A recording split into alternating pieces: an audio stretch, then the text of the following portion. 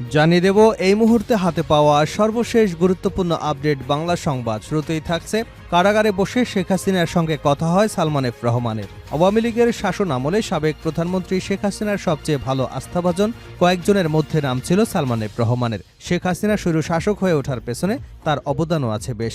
এদের মধ্যে শেখ হাসিনা দেশ থেকে পালিয়ে ভারতে চলে গেছে, অন্যদিকে সালমান এফ রহমান রয়েছেন কারাগারে। তবে কারাগারে বসেই নাকি হাসিনার সঙ্গে কথা হচ্ছে সালমান এফ রহমানের। প্রিয় দর্শক, এটা কিভাবে সম্ভব? এ বিষয়ে থাকছে একটি বিস্তারিত প্রতিবেদন, সঙ্গে থাকুন। এবারে জানাবো ব্রাহ্মণবাড়িয়ায় বিএনপির সম্মেলন ঘিরে ১৪৪ ধারা জারি।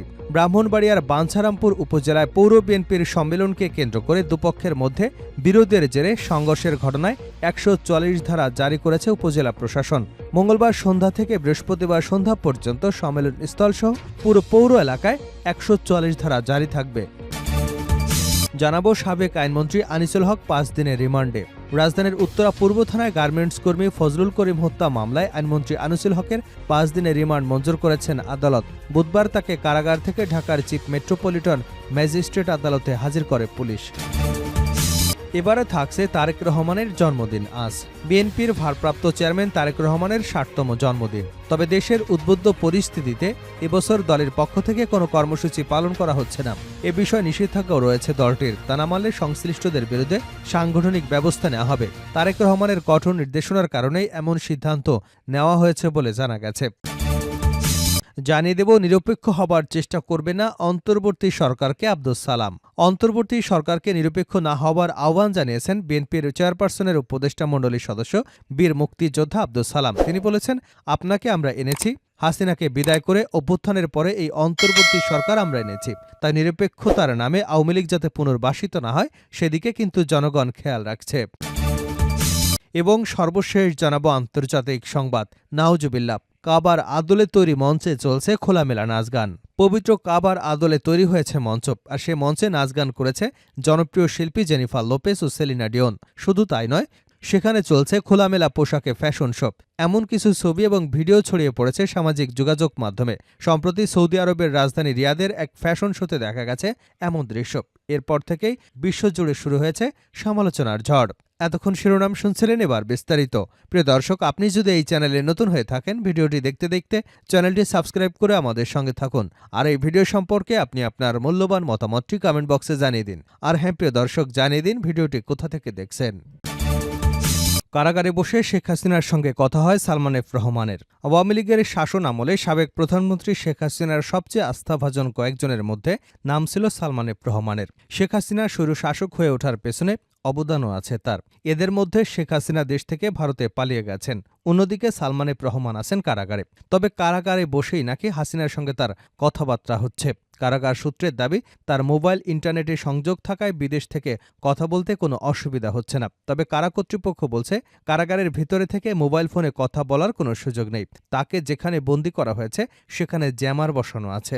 গত ১৩ই আগস্ট সাবেক আইনমন্ত্রী আনিসুল হক সহ পালানোর সময় রাজধানীর সদরঘাট থেকে তাদের গ্রেপ্তার করা হয়। পরে রাজধানী নিউমার্কেট থানায় করা একটি হত্যা মামলায় সালমান এফ রহমানকে গ্রেপ্তার দেখানো হয়। ওই মামলায় রিমান্ডে জিজ্ঞাসাবাদ শেষে কারাগারে যাওয়ার পর তিনি ডিভিশন পান। ডিভিশন পাওয়ায় কারাবিধি অনুযায়ী সাধারণ বন্দীদের চেয়ে কিছু সুযোগ সুবিধা বেশি পাচ্ছেন তিনি। এর মধ্যে কারাগারে পেয়েছেন চেয়ার, টেবিল, খাট, যেগুলো ডিভিশনবিহীন বন্দীরা পান না। কারাগারের একটি সূত্র কালের কণ্ঠকে জানিয়েছে, কারাগারে বসে ভারতে অবস্থানরত সাবেক প্রধানমন্ত্রী শেখ হাসিনার সঙ্গে মোবাইল ফোনে যোগাযোগের সুযোগ পাচ্ছেন সালমান এফ রহমান। অসাধু কারারক্ষীদের ম্যানেজ করে মোবাইল ফোন ব্যবহারের সুযোগ পাচ্ছেন তিনি, যাতে ইন্টারনেট সংযোগ থাকায় বিশ্বজুড়ে যোগাযোগের সুযোগ মিলেছে তার। আর এই যোগাযোগের মাধ্যমে দেশের বিরুদ্ধে ষড়যন্ত্র করছেন তিনি। তবে কারাগারে বসে ফোনে কথা বলার সুযোগ পাওয়ার কথা নয় বলে কালের কণ্ঠের কাছে দাবি করেছেন IG prison brigadier general Syed Mohammad Motahar Hossain. তিনি বলেন, যেহেতু তথ্যটি আপনারা দিয়েছেন সেটি চেক করে দেখব। সালমান এফ রহমানকে যে জোনে রাখা হয়েছে সেখানে মোবাইল ফোন পাওয়ার কোনো সুযোগ নেই, সেখানে জ্যামার বসানো আছে। সাবেক ডিআইজি প্রিজন কারা বিশ্লেষক মেজর অবসরপ্রাপ্ত শামসুল হায়দার সিদ্দিকী গতকাল বলেন, কারাগারে যারা দায়িত্ব পালন করেন তাদের মাধ্যমে মোবাইল ফোন ব্যবহারের সুযোগ পান বন্দীরা। একজন কারারক্ষী যদি কিছুক্ষণ কথা বলার জন্য 20 থেকে 30,000 টাকা পান তাহলে তার কাছে অনেক টাকা। প্রভাবশালী বন্দীদের কাছে এ টাকা কিছুই না। ফলে ঝুঁকি নিয়ে অনেক কারারক্ষী এসব অপরাধে জড়িয়ে পড়েন। তিনি বলেন, কারা কর্তৃপক্ষের উচিত হবে নজরদারি বাড়ানো। এছাড়া প্রভাবশালী বন্দীদের কিছুদিন পর পর রুম বদলানো দরকার। তাহলে সমস্যা থেকে উত্তরণ ঘটতে পারে। কেউ ধরা পড়লে তাদের বিরুদ্ধে কড়া আইনি ব্যবস্থা নিতে হবে।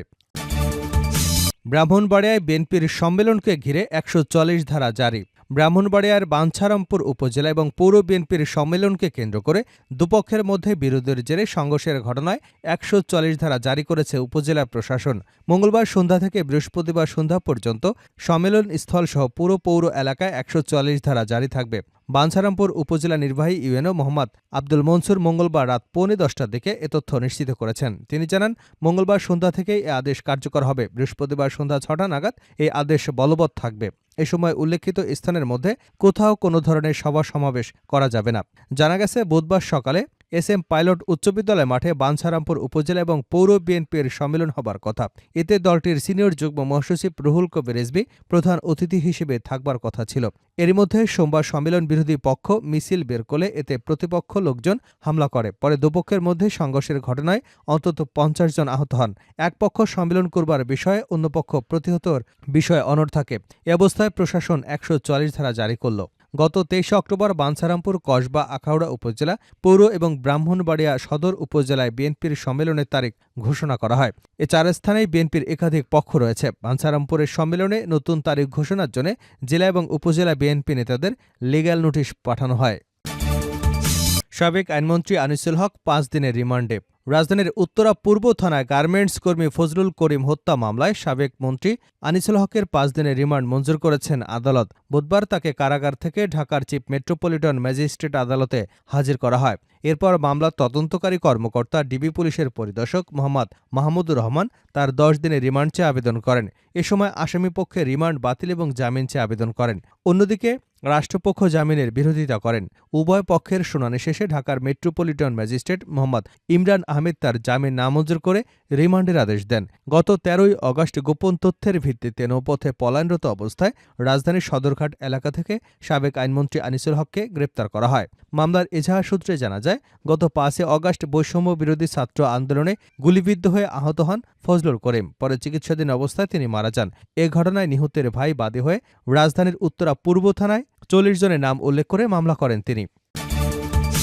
তারেক রহমানের জন্মদিন আজ বিএনপির ভারপ্রাপ্ত চেয়ারম্যান তারেক রহমানের ৬০তম জন্মদিন। তবে দেশের উদ্বুদ্ধ পরিস্থিতিতে এবছর দলের পক্ষ থেকে কোনো কর্মসূচি পালন করা হচ্ছে না। এ বিষয়ে নিষেধাজ্ঞাও রয়েছে দলটির। তা না মানলে সংশ্লিষ্টদের বিরুদ্ধে সাংগঠনিক ব্যবস্থা নেওয়া হবে।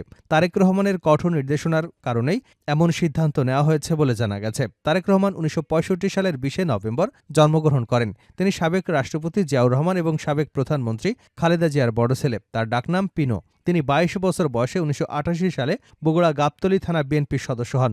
তবে সাংগঠনিকভাবে সংগঠনে যোগ দেওয়ার আগে রাজনীতিতে অত্যন্ত সক্রিয় ছিলেন। ২০০২ সালে জ্যেষ্ঠ যুগ্ম মহাসচিব হিসেবে দায়িত্বপ্রাপ্ত হন। এরপর থেকেই দেশব্যাপী দলের মাঠ পর্যায়ে নেতাকর্মী এবং সমর্থকদের সঙ্গে ব্যাপক জনসংযোগ শুরু করেন। 1-11 সরকারের সময় তাকে কারাগারে যেতে হয়, নির্যাতনের শিকার হতে হয়। এক পর্যায়ে চিকিৎসার জন্য তিনি লন্ডনে যান। সেখান থেকেই ধীরে ধীরে তিনি দল পরিচালনায় সম্পৃক্ত হন। ২০০৯ সালে ঢাকায় অনুষ্ঠিত বিএনপির ৫ম জাতীয় কাউন্সিল এবং ২০১৬ সালে ৬ষ্ঠ কাউন্সিলে তিনি দলের সিনিয়র ভাইস চেয়ারম্যান নির্বাচিত হন। ২০১৮ সালের ৮ই ফেব্রুয়ারি বিএনপি চেয়ারপারসন খালেদা জিয়া কারাগারে যাবার পর থেকে দলের ভারপ্রাপ্ত চেয়ারম্যান হিসেবে যুক্তরাজ্য থেকেই দায়িত্ব পালন করছেন তিনি।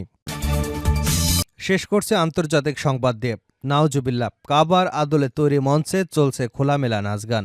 পবিত্র কাবার আদলে তৈরি করা হয়েছে মঞ্চ, আর সেই মঞ্চে নাচগান করছে জনপ্রিয় শিল্পী জেনিফার লোপেজ, সেলিনা ডিওন, এবং শুধু তাই নয়, সেখানে চলছে খোলামেলা পোশাকে ফ্যাশন শো। এমন কিছু ছবি এবং ভিডিও ছড়িয়ে পড়েছে সামাজিক যোগাযোগ মাধ্যমে। সম্প্রতি সৌদি আরবের রাজধানী রিয়াদের একটি ফ্যাশন শোতে দেখা গেছে এমন দৃশ্য, আর এরপর থেকেই বিশ্বজুড়ে শুরু হয়েছে সমালোচনার ঝড়। ১৩ই নভেম্বর রিয়াদে লেবাননের তারকা ফ্যাশন ডিজাইনার এলি সাবের ক্যারিয়ারের ৪৫ বছরের পূর্তি উপলক্ষে আয়োজন করা হয় এক বিশেষ অনুষ্ঠানের। অনুষ্ঠানটিতে ফ্যাশন শোর পাশাপাশি ছিল নাচ গানের আয়োজনও।